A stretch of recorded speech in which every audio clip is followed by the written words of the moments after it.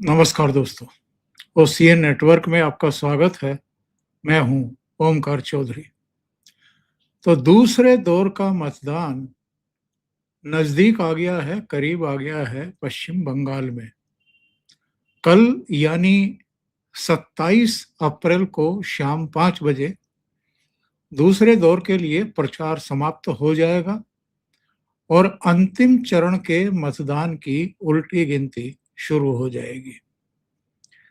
पहले चरण में जिस तरीके से 93% टर्नआउट हुआ, उसने न केवल पश्चिम बंगाल के लोगों को, पश्चिम बंगाल को करीब से देखने वालों को, वहाँ की राजनीतिक समीक्षा और मीमांसा करने वालों को चौंकाया, बल्कि टीएमसी और मैं तो कहूँगा कि कुछ हद तक भारतीय जनता पार्टी को भी ये सोचने के लिए बाध्य किया कि क्या लोगों में इतना उत्साह है, ये एसआईआर की वजह से हुआ है, मतदाता सूची के शुद्धिकरण की वजह से हुआ है, 15 साल की एंटी इनकम्बेंसी और जो तमाम दूसरे फैक्टर हैं उसकी वजह से हुआ है, या कोई और कारण है। 29 अप्रैल की जब मैं बात कर रहा हूं, तो 29 अप्रैल को शाम 7 बजे से 7:30 बजे से एग्जिट पोल्स भी आने शुरू हो जाएंगे। हालांकि आप और हम में से बहुत सारे लोग ऐसे हैं जो अतीत में एग्जिट पोल्स गलत साबित होते हुए देख चुके हैं, लेकिन बहुत सारे लोगों का ये मानना है कि एग्जिट पोल से, टोटल एग्जिट पोल जब हम देखते हैं, मान लिया 10 या 12 मीडिया हाउसेज ने और सर्वे से जुड़े हुए जो लोग हैं उनके कुल मिलाकर के पोल्स ऑफ पोल्स की जब हम देखते हैं, दिशा देखते हैं, तो उससे एक अंदाजा जरूर लग जाता है।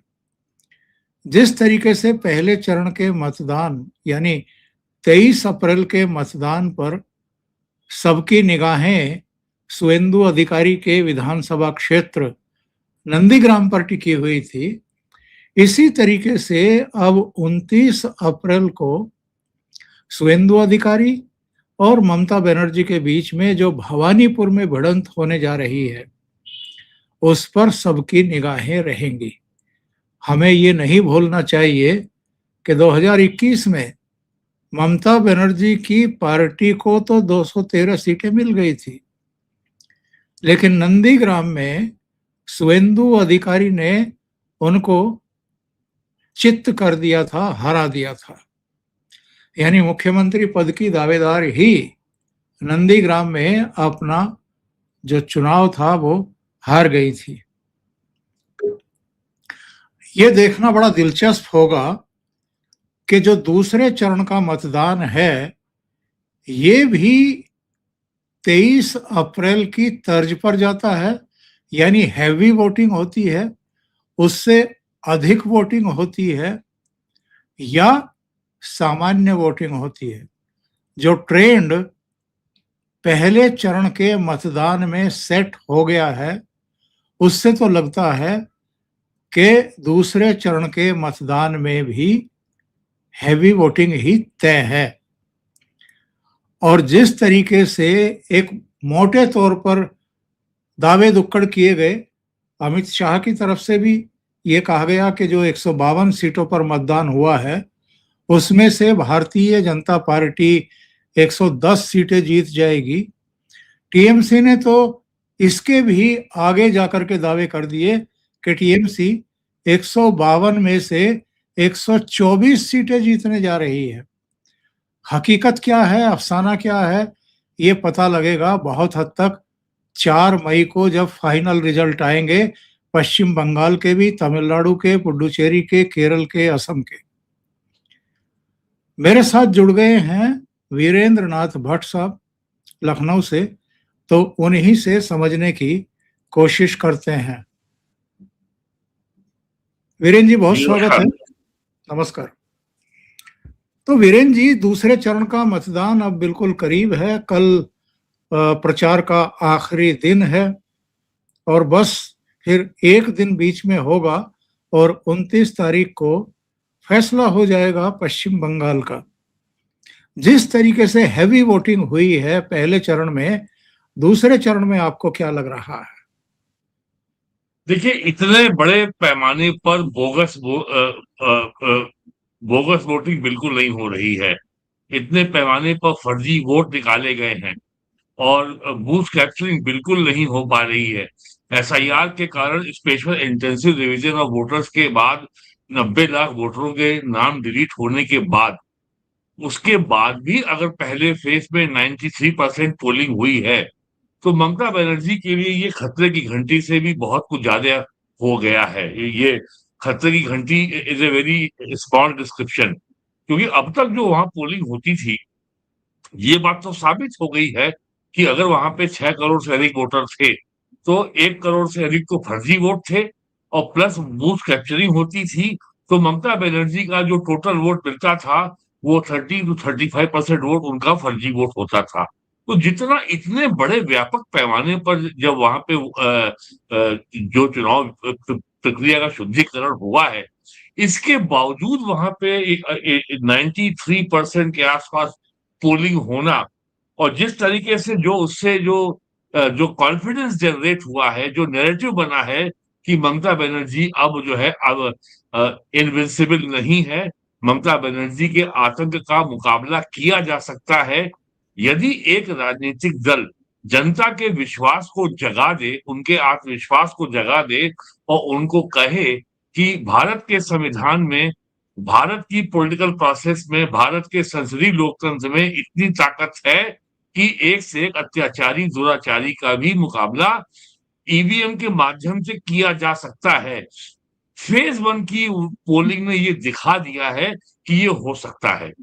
तो जो एक मेंटल बैरियर था कि ममता बनर्जी की गुंडे आएंगे, मारेंगे, घर जला देंगे, उन्होंने हमारा घर स्पॉट कर रखा है, वो एक एक वोटर के बारे में जानते हैं, और जिस वोटर के बारे में जानते हैं कि ये वोट हमको नहीं देगा और फिर भी ये अपना वोट डाल आया है, पहले वोट डालने से रोका जाता था और उसका वोट टीएमसी के वोट के कार्डर के लोग डालते थे।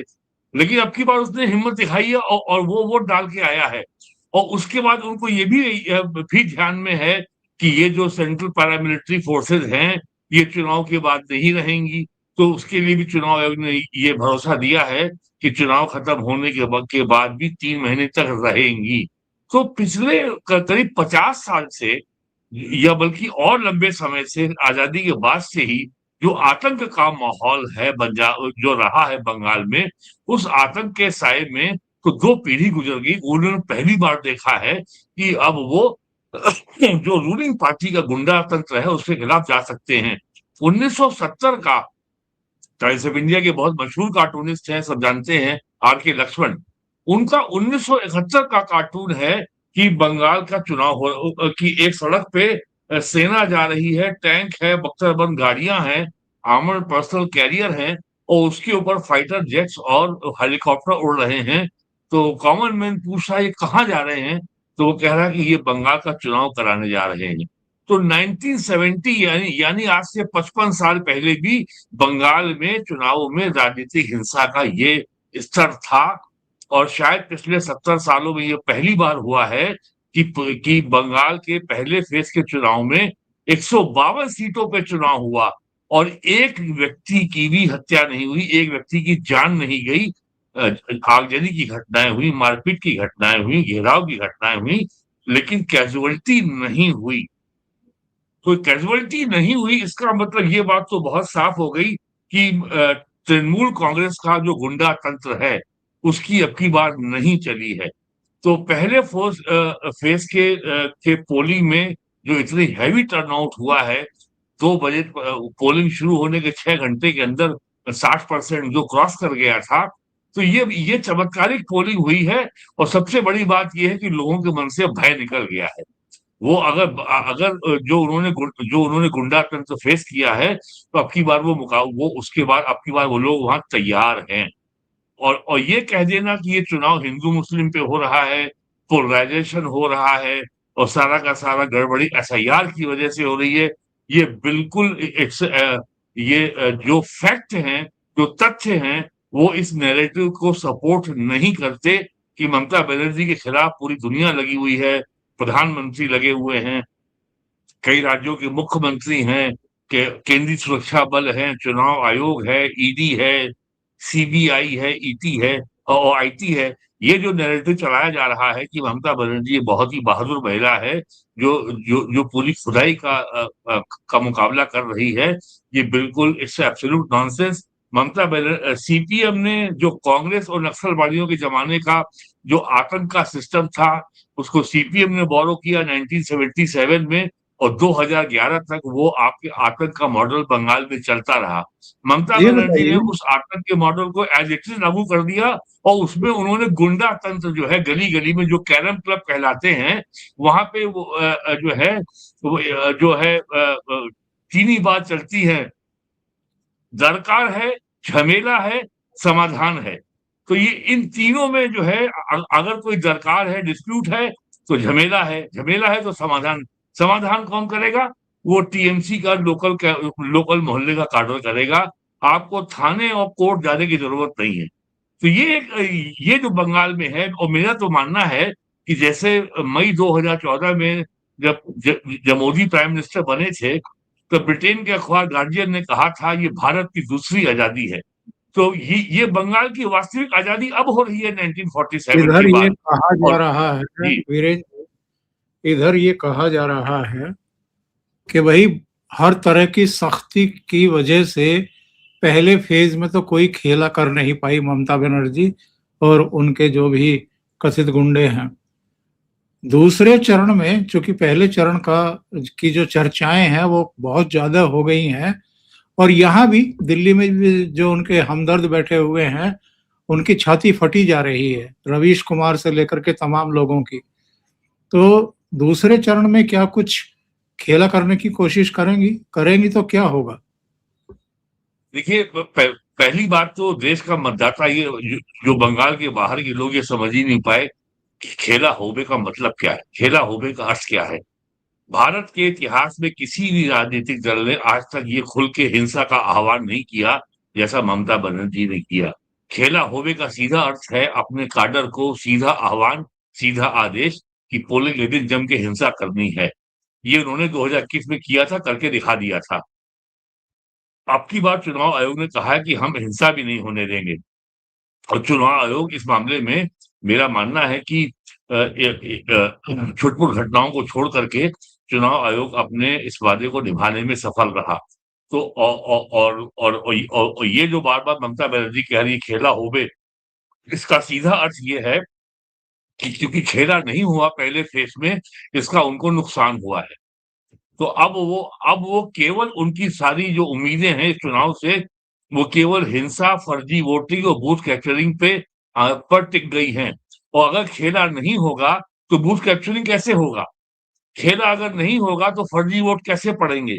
कि इतने बड़े पैमाने पर मतदाताओं के नाम काटने के बाद भी जो जेन्युइन वोटर बच गए हैं, उन जेन्युइन वोटर को वो पोलिंग बूथ पहुंचने से रोकना है और अपने जो है लोगों के द्वारा उनका वोट डलवा देना है टीएमसी में।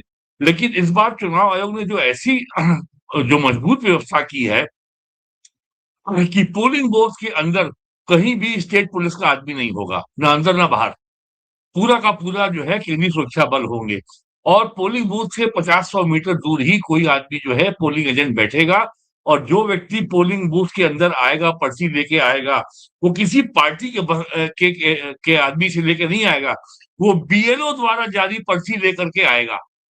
तो ये सब जो तो ममता बनर्जी का हिंसा करने की योजना पहले फेज में तो मुंह के बल गिरी है। अब दूसरे फेज में वो हिंसा करा पाएंगी, वहां पे 2.5 लाख से ज्यादा सुरक्षा बल के सैनिक लगे हैं। क्या कर पाएंगी? ये तो और जिस तरीके से चुनाव आयोग ने पहले फेज में जितनी मजबूत व्यवस्था की थी, चाक चौबंद तरीके से चुनाव कराया है, 60 या 62 पोलिंग बूथ पे रीपोल का ऑर्डर किया है, तो सेकंड फेज में भी चुनाव शांतिपूर्ण नहीं होगा या ममता बनर्जी कुछ खुराफात कर पाएंगी, मुझे उनके इस दावे में कोई आधार तथ्य नजर नहीं आता। और जिस तरीके के बयान ममता बनर्जी द्वारा दिए गए हैं, जिस तरीके का बयान तृणमूल कांग्रेस की सांसद महुआ मोइत्रा ने केंद्रीय गृह मंत्री अमित शाह के बारे में बोला है, उस सबसे ये दिखाता है कि उनकी हताशा कितनी बढ़ गई है और उनकी सारा का सारा जो अब उम्मीद है वो केवल हिंसा पे टिका है। मैं जी। दर्शकों को बता दूं, महुआ मोइत्रा ने बहुत ही आपत्तिजनक टिप्पणी की है। उन्होंने गृह मंत्री अमित शाह के बारे में कहा कि गुंडा है, तड़ीपार है, गुंडा ही रहेगा। इस तरह की बयानबाजी की है, इस तरह की हरकतें की है। और सबसे ज्यादा आपत्तिजनक बात यह है कि चाहे राहुल गांधी हो, जो कांग्रेस के नेता, प्रधानमंत्री, और अमित शाह के बारे में टिप्पणियां करते हैं आपत्तिजनक, या टीएमसी के लोग हों या दूसरे दलों के लोग हों, इनकी लीडरशिप चुप्पी साध जाती है इस तरह की बयानबाजी पर। इसका इनको फायदा हो रहा है या नुकसान हो रहा है? देखिए, इलेक्शन कैसे लड़ा जाता है और संसदीय लोकतंत्र में जनता के बीच में कैसे जाया जाता है, कौन है, जनता के बीच में जाके अपनी बात कैसे कही जाती है, ये बात बीजेपी से लोगों को सीखनी चाहिए। आप जनता के बीच में जाइए, अपनी बात रखिए और उसके बाद जनता के रिस्पांस की प्रतीक्षा करिए। चुनाव के समय आप कूदे, आपने आके गालियां देना शुरू किया, आपने जो है कुछ वहां पे माहौल में गर्मी पैदा करने का प्रयास किया और आपको लगता है कि आप चुनाव जीत लेंगे। तो अब भारत के चुनाव इस तरीके से नहीं जीते जाते। आप दिल्ली में बैठ के प्रधानमंत्री को गाली देंगे, आप दिल्ली में बैठ करके प्रधानमंत्री की मां को गाली देंगे, आप दिल्ली में बैठ करके बीजेपी के नेताओं को गाली देंगे और पीएम को लेकर के घृणा से भरे बयान देंगे, नरेंद्र सरेंद्र क्या क्या बोलेंगे और आपको लगता है कि जनमत आपके पक्ष में हो जाएगा, तो वो युग अब बीत चुका है कि आपने कोई ऐसा बयान दे दिया और आप चुनाव जीत गए। भारतीय जनता पार्टी ने जिस तरीके से पिछले 12 साल में देश के राज्यों में चुनाव लड़ा है, बिहार हो, उड़ीसा में अपने बल पे सरकार बनाई, आसाम में तीसरी बार अपने बल पे सरकार बनाने जा रही है, कर्नाटक में 2 बार वो अपने बल पे सरकार बना चुकी है। तो ये लंबे सस्टेन जो ऑर्गेनाइजेशन ने ग्रास रूट लेवल पे जो काम किया, जनता को जो संगठित किया, ये काम कांग्रेस ने कभी नहीं किया। कांग्रेस को सत्ता से बाहर हुए तमिलनाडु में 60 साल हो गए, लेकिन कांग्रेस ने अपने संगठन को रिवाइव करने के लिए जनता के बीच में अपनी पैठ को दोबारा दोबारा बनाने के लिए कभी कुछ नहीं किया। कभी डीएमके से अलायंस, कभी एआईडीएमके से अलायंस। भारतीय जनता पार्टी ने जो वहां लगातार काम किया है पिछले 20 सालों में, आज बीजेपी का वोट वहां 15% पहुंचा है। केरल में बीजेपी ने सीपीएम की हिंसा के बावजूद हजारों कार्यकर्ता बीजेपी के मारे गए, संघ के कार्यकर्ता मारे गए, लेकिन बीजेपी ने वहां पे एक पार्लियामेंट की सीट जीती। बीजेपी ने अभी 2 महीने पहले वहां पे केरलम की राजधानी थिरुवनंतपुरम के मेयर का पद जीता। तो ये लंबे समय तक जनता के बीच में काम करके, संगठन बना करके, घर घर अपनी बात पहुंचा करके जनता का विश्वास जब अर्जित किया, तब पार्टी का संगठन खड़ा हुआ और जब पार्टी के लिए एक सकारात्मक भाव पैदा हुआ, तब उसको वोट मिला। तो ये जो आम आदमी पार्टी टाइप जो राजनीति है कि जाके सबको गाली दो, सबको चोर कहो, सबको बेईमान कहो और खाली अपने को ईमानदार कहो और कहो हम सब कुछ फ्री में दे देंगे, बिजली भी फ्री में दे देंगे, पानी भी फ्री में दे देंगे, ये भी फ्री में देंगे, वो भी फ्री में देंगे और सबको जो है हम घर भर देंगे। क्या हुआ अरविंद केजरीवाल का? हम दिल्ली के मालिक हैं, हमसे बात करो। आज क्या हालत है उनकी? तो ये जो सब्सटेंटिव पॉलिटिक्स है और एक जो हवाई राजनीति है, इसका फर्क जो है बंगाल में साफ दिख रहा है। कम्युनिस्ट पार्टी को पिछले विधानसभा चुनाव में बंगाल में एक भी सीट नहीं मिली थी, लेकिन कम्युनिस्ट पार्टी के लोग कम से कम ये घृणा फैलाने वाली इररिस्पॉन्सिबल बयानबाजी किसी के बारे में नहीं करते। ये ये बात तो उनकी तारीफ में कही जानी चाहिए। वो लोग जो है, जो भी है, जो उनका जो भी अपनी विचारधारा है, वो उसी के दायरे में, उसी के फ्रेमवर्क में बात करते हैं अपनी और वहां पे जो कुछ भी है, पार्टी सुप्रीम है, पार्टी का संगठन ऊपर है, पार्टी की विचारधारा ऊपर है, वहाँ पे व्यक्ति ऊपर नहीं है। यही पद्धति बीजेपी की भी है। पार्टी सबसे ऊपर है, उसके बाद विचारधारा है। सबसे पहले विचारधारा है, पार्टी है, फिर नेतृत्व है। वो भी एक व्यक्ति का नहीं है। वहाँ पे पूरी एक सामूहिक नेतृत्व है। तो कांग्रेस को ये समझना चाहिए कि जिस तरह की पॉलिटिक्स वो कर रहे हैं, इससे वो कोई सब्सटेंटिव गेन पॉलिटिकल इस कॉम्पिटिटिव पॉलिटिक्स में नहीं कर सकते। ममता बनर्जी की नीतियों से लोग नाराज हैं, वहाँ पे हिंसा है, भ्रष्टाचार है, बलात्कार है, सब कुछ है। लेकिन ममता बनर्जी ने पूरे प्रदेश के गली-गली, मोहल्ले-मोहल्ले को कवर कर रखा है, अपने तंत्र के ज़रिए। और यही काम अब बीजेपी वहाँ करने का प्रयास कर रही है। तो क्या कांग्रेस कभी ये कर पाएगी? नहीं कर पाएगी कांग्रेस ये। जी। बिल्कुल सही है। देखिए, चुनाव प्रचार समाप्त होने से पहले वार और प्रतिवार काफ़ी तीखे हुए हैं।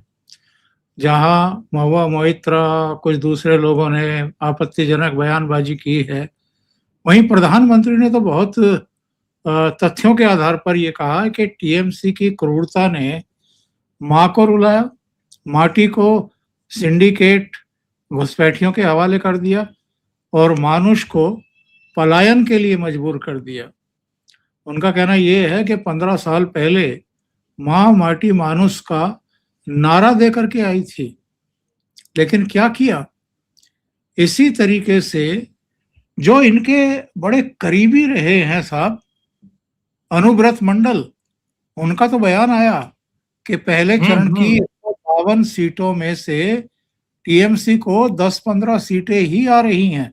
यानी जो ममता के इतने करीब थे, वो चाहे जिस वजह से नाराज हों या जो भी हो, लेकिन ये बयान अनुव्रत मंडल की तरफ से आना, जिनको बाहुबली के रूप में भी माना जाता है, जाना जाता है वहाँ पर। लेकिन ये चीजें दर्शाती हैं कि टीएमसी के भीतर भी सब कुछ ठीक चल नहीं रहा है और वहां भी अब बोलने वाले सामने आने शुरू हो चुके हैं।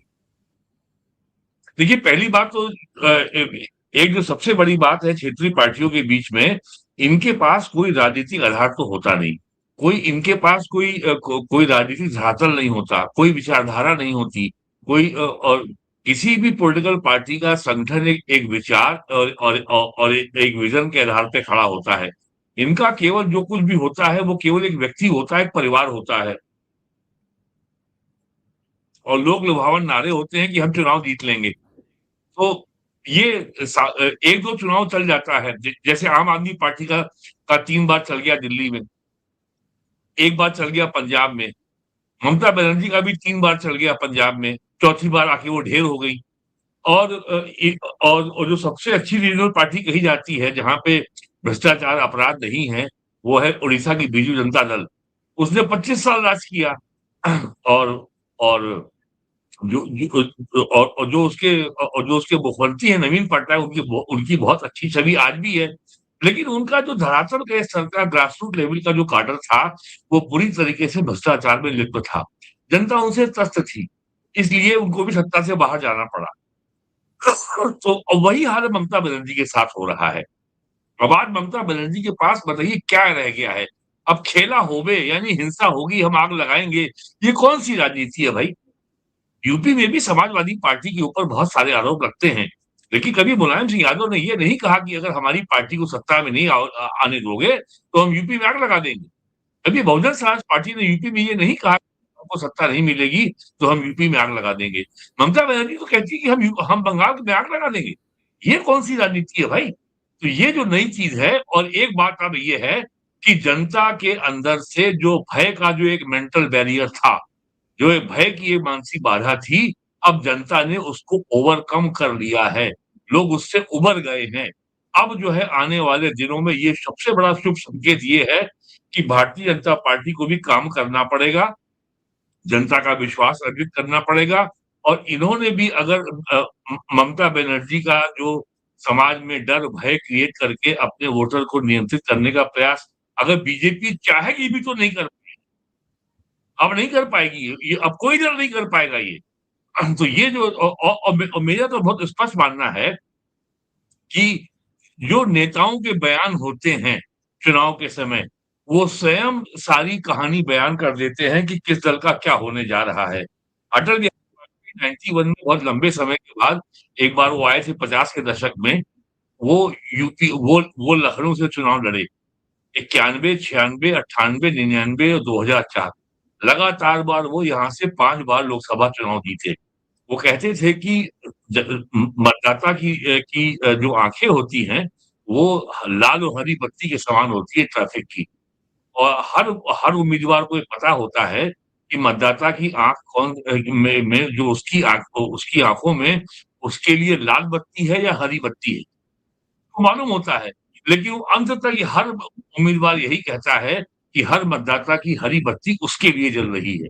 लेकिन उसको ये मालूम होता है कि इस वर्ग की बत्ती की जो लाइट है वो लाल है और इस वर्ग की लाइट जो है वो हरी है। तो ममता बनर्जी को भी ये मालूम है कि अब मतदाता की आँख में जो लाइट जल रही है, वो अब उसके लिए हरी नहीं है, अब वो लाल हो गई है। और ये बात ममता बनर्जी के महुआ मोइत्रा के और तृणमूल कांग्रेस के नेताओं के बयान से साबित हो रही है कि वो हताशा के चरम पे हैं। वरना अगर हताशा नहीं होती, अगर डीएमके पावर में नहीं अगर आ रही होती, तो हेगड़े तो ये जो खड़गे साहब हैं कांग्रेस के अध्यक्ष, ये कभी नहीं कहते जाके तमिलनाडु में कि सारे गुजराती चोर होते हैं। अगर खड़गे को ये भरोसा होता कि केरल में कांग्रेस लेड जो यूडीएफ है, यूनाइटेड डेमोक्रेटिक फ्रंट अगर पावर में आ रहा है, तो वो मुसलमानों के बीच में ये जाके नहीं कहते कि कुरान में लिखा है कि अगर नमाज पढ़ रहे हो और सांप आए तो सांप को मारो, और फिर उन्होंने जोड़ दिया कि सांप और आरएसएस का आदमी है तो पहले आरएसएस वालों को मारो। तो ये हताशा भरे बयान जो दे रहे हैं, खड़गे साहब यहाँ तक बोल गए कि प्राइम मिनिस्टर मोदी आतंकवादी है, और उसके बाद उनको चुनाव आयोग ने नोटिस भी दिया है जिसका वो जवाब देने से कतरा रहे हैं। तो खड़गे के ये हताशा भरे 3 बयान, ममता बनर्जी के ये हताशा भरे बयान, महुआ मोइत्रा के हताशा भरे बयान, ये स्वयं अपनी कहानी बयान कर रहे हैं कि तमिलनाडु में डीएमके सत्ता के बाहर जा रही है, केरल में कम्युनिस्ट पार्टी का फ्रंट एलडीएफ सत्ता में तीसरी बार लौट रहा है, ममता बनर्जी सत्ता के बाहर जा रही है। इससे ये बातें ये मैं नहीं कह रहा हूँ, ये नेता स्वयं कह रहे हैं वहां के। आप उनके बयान देख लीजिए ना। और तो आखिर में जी, जो स्तर होता है वो सारी कहानी बयान कर देता है। आखिर में विनायक शर्मा जी और कुछ दूसरे दर्शकों के जो मैसेज आ रहे हैं स्वास्थ्य को लेकर के, तो अब मैं स्वस्थ हूँ और कोशिश कर रहा हूँ कि 1-2 वीडियो ज़रूर दिन में आपकी सेवा में रखूँ। जैसा भी वातावरण है उसमें कोशिश रहती है। आप लोगों का सहयोग मिलता रहता है, स्नेह मिलता रहता है, आशीष मिलता रहता है, इसको बनाए रखिए। वीरेंद्र जी, बहुत-बहुत धन्यवाद आपका जुड़ने के लिए और महत्वपूर्ण मुद्दों पर चर्चा करने के लिए। Thank you so much. नमस्कार।